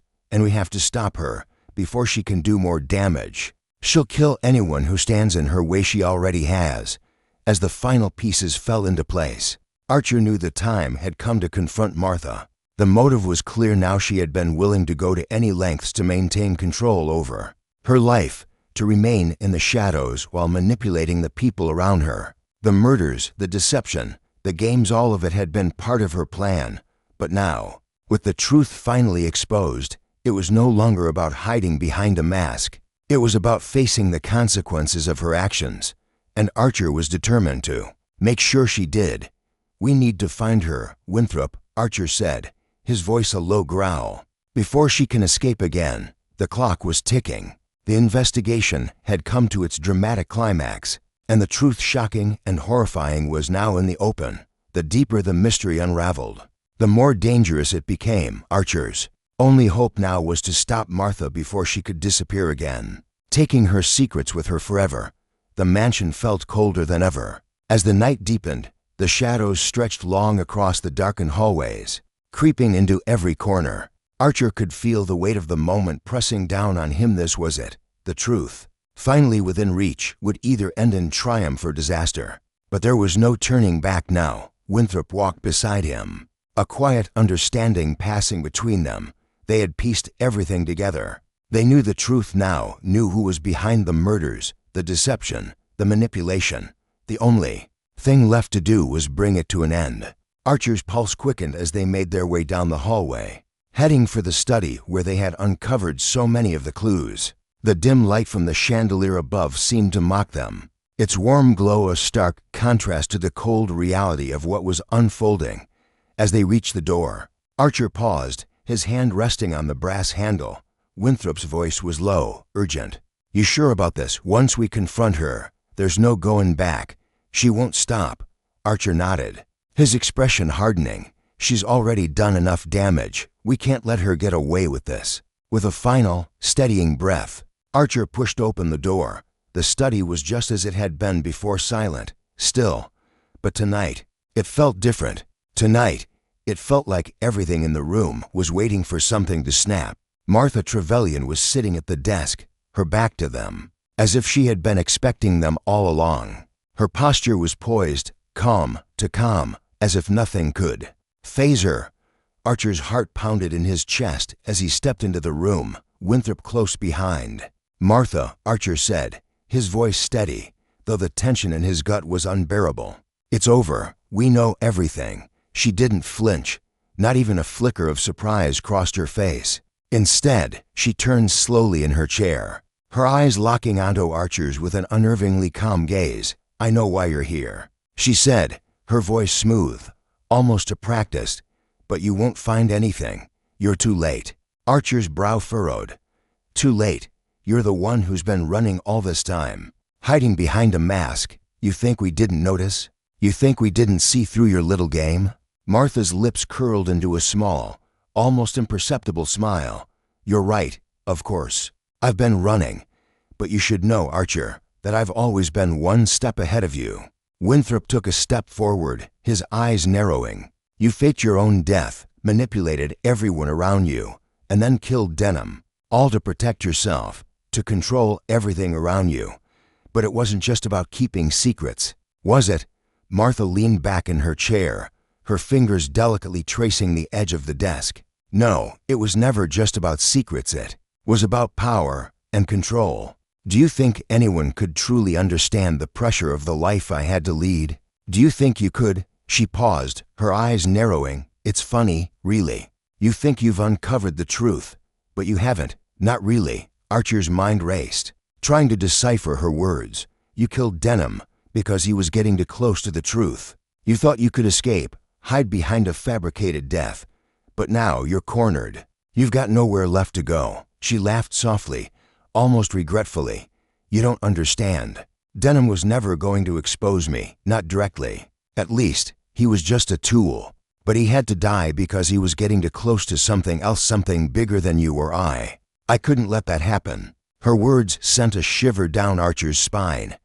He stepped closer, his voice low and dangerous. "What are you talking about, Martha?" She looked up at him, her gaze piercing, unblinking. "The truth, Archer. The truth about who I am and what I've done. It's not just about me anymore. It's about everyone who's been part of this little charade."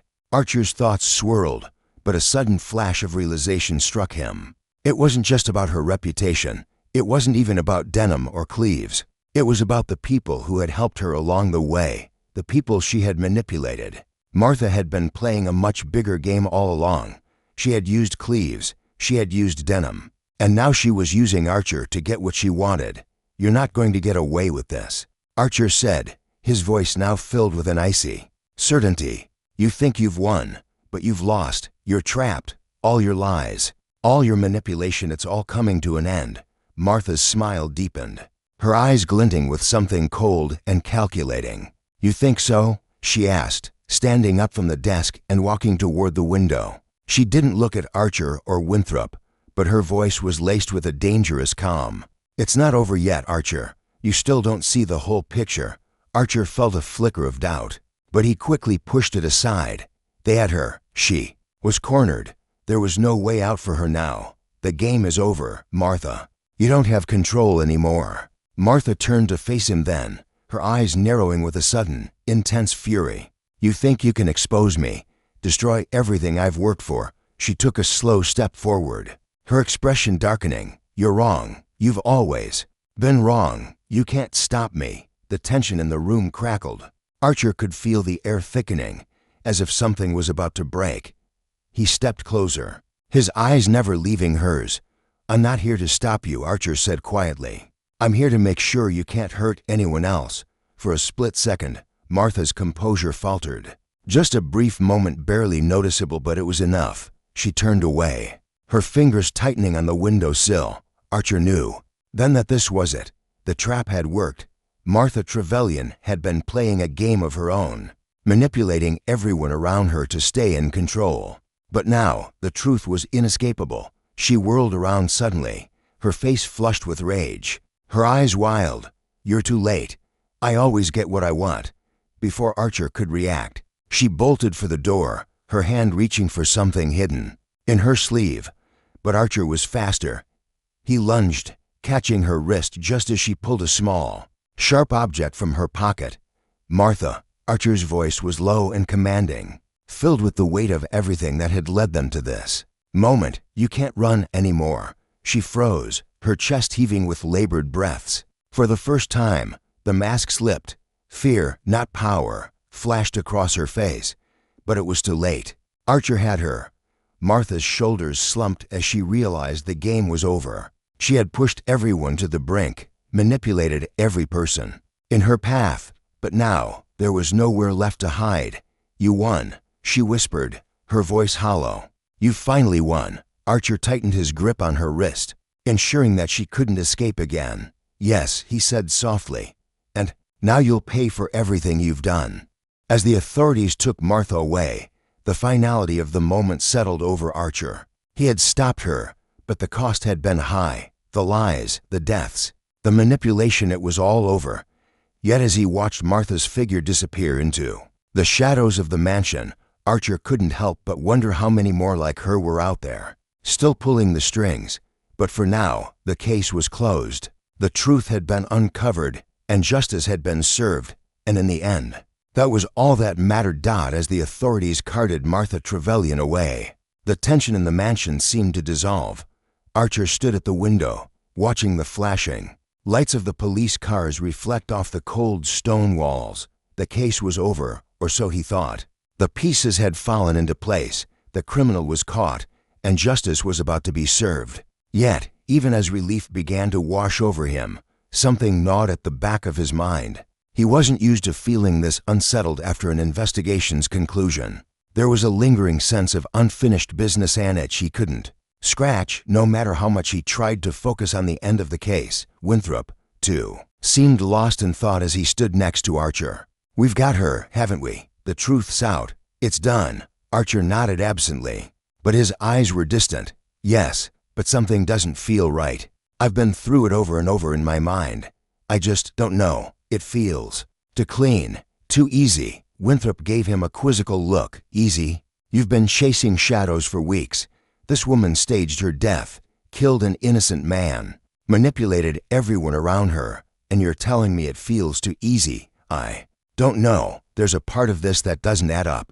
Martha may have been the orchestrator of the chaos, but I think she was just a piece of something larger. It feels like there's still something we've missed. Winthrop's eyebrows shot up, but before he could respond, the sound of hurried footsteps echoed from the hallway. A police officer entered the study, her face pale and breathless. "Inspector Archer, sir, there's something you need to see," she said, voice shaking. Archer's pulse quickened. "What is it?"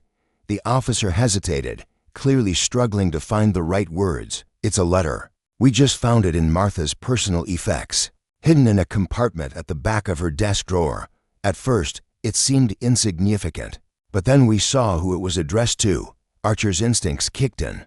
"Who?" "It's addressed to someone named Thomas Cleves." Archer exchanged a look with Winthrop.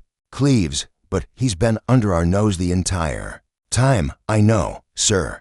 But the letter, it's written in a way that makes it seem like Cleves wasn't just an accomplice. It suggests that he was more involved than we realized." Archer didn't need to be told twice. He turned sharply toward the door. "Show me." They arrived at the makeshift evidence room within minutes. Martha's personal effects had been piled together, cataloged, but not yet fully examined. The officer handed Archer the letter. Its envelope crisp and yellowed at the edges.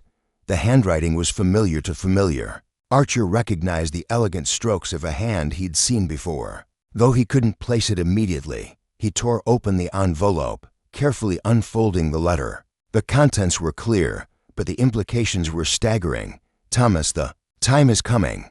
If we are to succeed in our plans, you must follow through. The preparations are nearly complete, and there is no room for failure.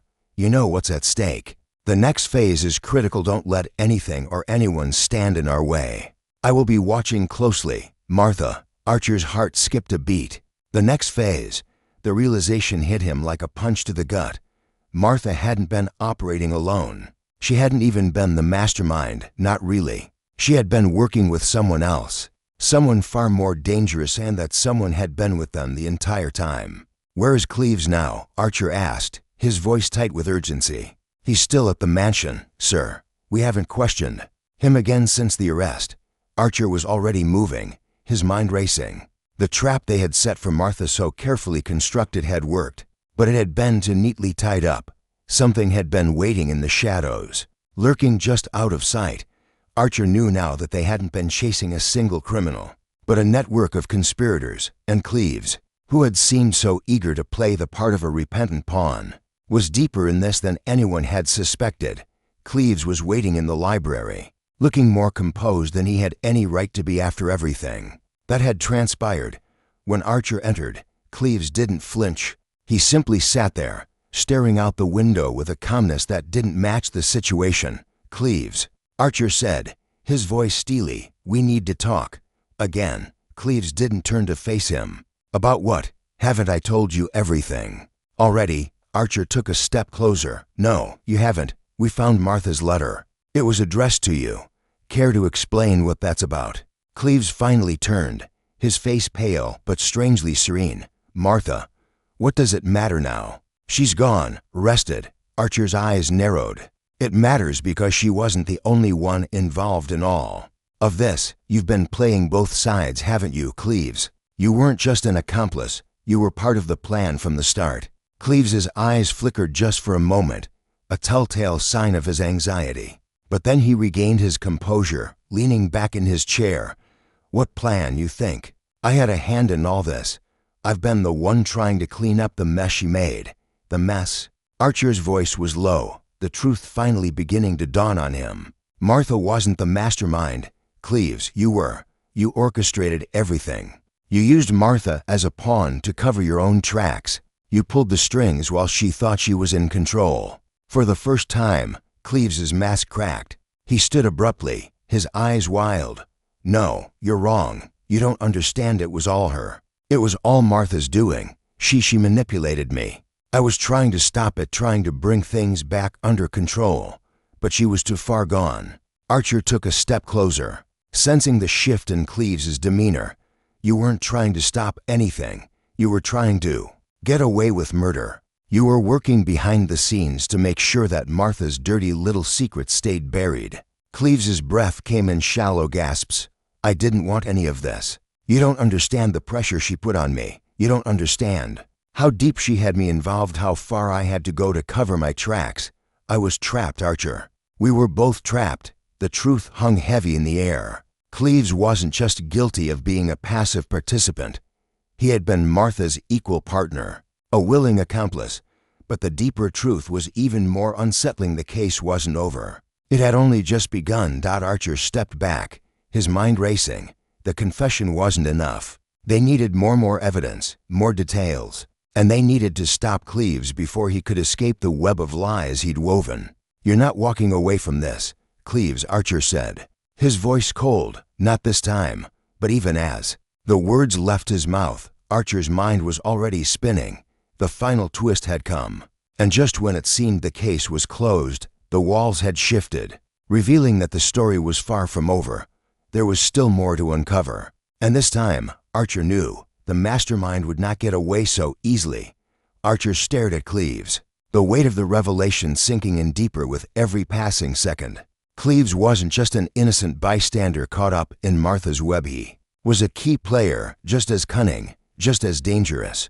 He had spent the entire investigation playing the part of a broken, guilt-ridden man. But the truth was far more insidious. The games he had played, the lies he had spun, he had been the real architect behind the chaos that had engulfed the Trevelyan estate. And now, after everything, it all came down to one final moment. Cleves shifted uncomfortably, his eyes darting around the room.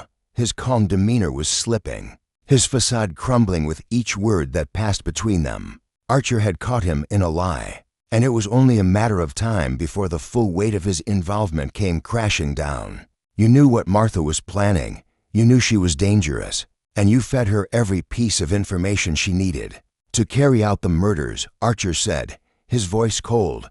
Cleves' lip trembled, but he stood his ground, his eyes defiant. You're wrong.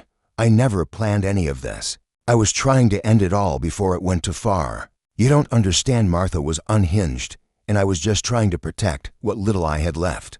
Protect what? Archer asked, stepping closer, narrowing the space between them. You were using Martha just as much as she was using you. You had an alibi, you had a reputation to protect, but all along, you were pulling the strings in the shadows, making sure everyone followed the path you set. Cleves clenched his fists, but Archer could see the guilt in his eyes. For all his bluster, he knew it was over. There was nowhere left to hide. I didn't want any of this. Cleves muttered, his voice breaking slightly. I didn't ask for it. But she wouldn't stop. Every time I tried to back out, she pulled me back in. I couldn't get away from her. She had control, Archer. She had control. Archer tilted his head, his eyes narrowing. But you were right there beside her, pulling the strings. You let it happen. Cleves shook his head, desperation creeping into his voice. No, I didn't let it happen. I tried to stop it. I didn't kill anyone. I never meant for anyone to die. Martha was the one who wanted this, not me. Then why did you write the letter? Archer asked, holding up the now familiar piece of evidence. Why was it addressed to you? And why did you not tell us about it until now? Cleves' face drained of color. He didn't answer at first, his eyes searching for an escape. But there was no way out anymore. Not for him, not for Martha. I was going to confront her. Cleves said finally, his voice quieter now, tinged with something darker. I didn't want to be involved anymore, but I knew she wouldn't let me go. She was obsessed. I thought if I played along, if I helped her with some things, maybe I could stop the worst from happening. But I was wrong. I should have walked away. I should have stopped her. Archer stepped forward, his gaze intense. And now it's too late for that. Cleves, you let her get away with murder. You enabled everything from the start. Your inaction was as much a part of the plan as anything she did. Cleves dropped his gaze to the floor, his shoulders slumping in defeat. I didn't want to be part of any of this. I wanted to stop her, but I was too scared. She knew everything about me, everything. Archer didn't respond immediately. Instead, he walked toward the desk where the letter had been found, picking it up again, his fingers running over the paper. The truth had been right there all along. In Cleves's hesitations, in his fragmented explanations, and in the careful dance he had played with both Martha and the law. But something still didn't sit right with Archer. The story Cleves was telling now felt rehearsed. It didn't align with everything Archer had seen and pieced together. Cleves wasn't just a coward who had been manipulated by Martha. He was hiding something, and Archer was no longer going to play into his game. "Tell me, Cleves," Archer said quietly, his voice soft but dangerous. "When did the plan change? When did Martha stop being your puppet, and you started being hers?"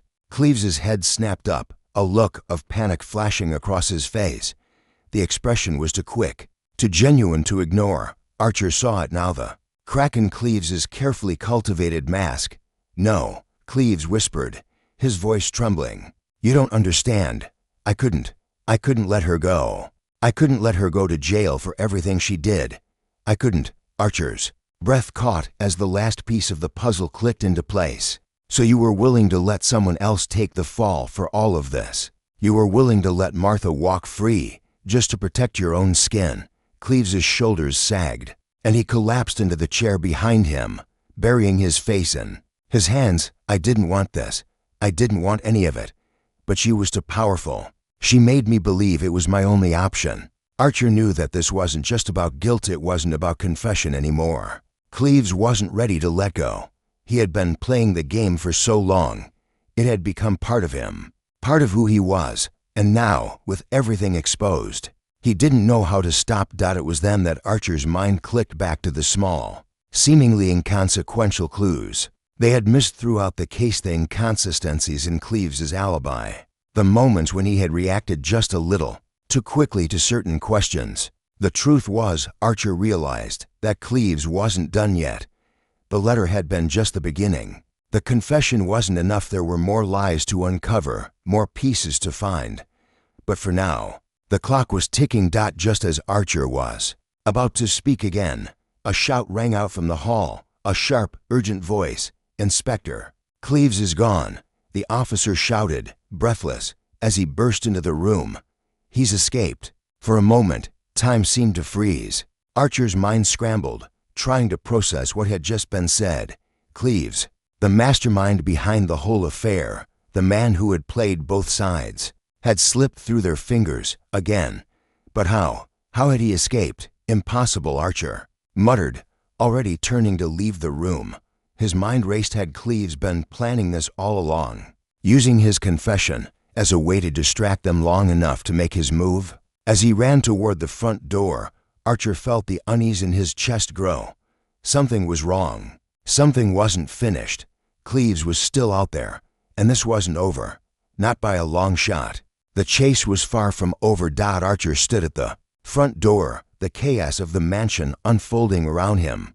Cleves was gone, vanished like a shadow in the night, and the police had scoured every inch of the estate with no sign of him. The evidence room was now empty. The last clue he had hoped would tie the case together slipping away, just like the man himself. It felt as though the walls had closed in on him. He had been so close to bringing everything to light, but now, with Cleves gone, the game had shifted again. His eyes lingered on the broken window where Cleves had made his escape. A single line of thought kept echoing in his mind. How had Cleves managed to slip away? No one had heard a sound. No one had seen him leave. It didn't make sense.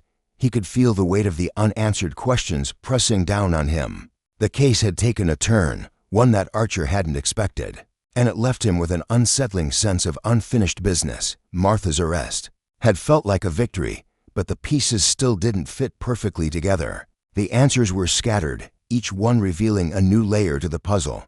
Yet the picture was still incomplete. With a sigh, Archer stepped back into the mansion. The lights flickered overhead as though the house itself was still holding its breath. His mind raced. picking apart the moments he had missed, those brief lapses, the inconsistencies in Cleve's alibi. How had he been so blind to those details? How had he let himself be lulled into thinking the case was solved when there was something more, something darker lurking just out of reach? His thoughts were interrupted by Winthrop's voice, sharp and urgent. "Archer, you need to see this." Archer turned, his heart skipping a beat.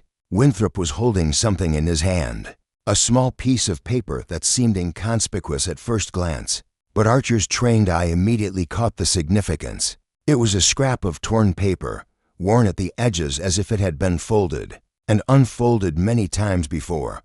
"What is it?" Archer asked, stepping closer. Winthrop handed it over without a word. Archer unfolded the paper carefully, his fingers brushing against the creases. On it, in neat handwriting, was a short message: "The game is far from over. Look where it all started. The first mistake was never found." Archer's brow furrowed as he read the words again. There was something chilling about the message, something that seemed to imply that everything he had just gone through, the chase, the confession, the escape, was part of something much larger, something he hadn't yet understood. "Do you think Cleves left this behind?" Winthrop asked, his voice laced with suspicion. Archer didn't answer immediately. His eyes scanned the room, taking in the quiet, the shadows, the space that suddenly felt far too large. The message wasn't a warning, it was an invitation. Cleves had left it for him. Archer had no doubt about that. But the question lingered. What was the first mistake? The piece of paper felt like a cryptic breadcrumb, leading him somewhere he hadn't been yet. The more he thought about it, the more the words gnawed at him. Look where it all started. Where had it all started? What was the first mistake? It didn't take long for the answer to hit him.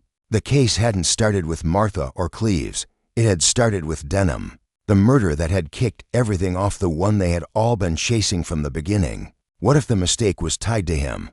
What if Denham had known something, had stumbled onto something that had been buried before they even realized it? Denham, Archer muttered to himself. His heart began to race. There was a connection, one he had missed entirely. The truth had been hiding in plain sight the entire time. Winthrop glanced at him, puzzled. "What do you mean? The first mistake was never found." Denham was the one who stumbled onto something bigger than we realized. He wasn't just killed because he was getting too close to Martha's secrets. He was killed because he uncovered something that had been buried long before Martha's schemes ever came to light. Winthrop's face hardened, his eyes narrowing in realization. "You're saying Denham knew something about the past, something connected to Cleves?" Archer nodded, his mind whirling with the possibilities. "I think Cleves had more to lose than just Martha's plans. Denham had unearthed something he shouldn't have, and when Cleves realized that, he couldn't let him live.